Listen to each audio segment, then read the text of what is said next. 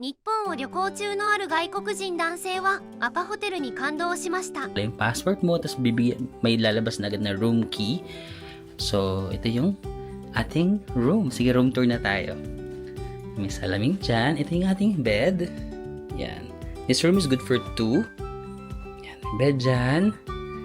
Merong full body mirror dito.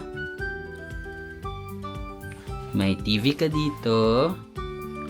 Basurahan, ito mga sabitan ng mga damit mo siguro or kung ano lang gusto mong isabit. May mga slippers sila. Ay, pwede yung ganito. Hindi to inuuwi siguro. Ito yung pwede nyong i-take out. Take out. Ito huwag nyong i-take out. Mukhang hindi siya inuuwi.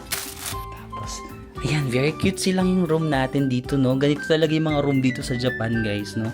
If nakapag-Japan na kayo, alam nyo na very parang common na space sa Japan. But at least may space ka dito to open your luggage. Ayan yung aking luggage. No? At least ma-open ko naman siya dito.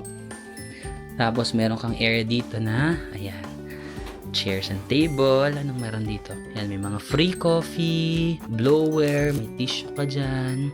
Tapos may chair ka naman dito. Ayan, pwede kang, may salamin ka rin dito. May libreng tubig, initan ng tubig. Tapos may mini ref ka dito. Ayan, no? On this area naman, may hanger ulit. Pwede ka mag-hanger dito. Sampay. Wala siyang cabinet. Diyan mo lang isasampay yung mga damit mo. And may another mirror ka dito.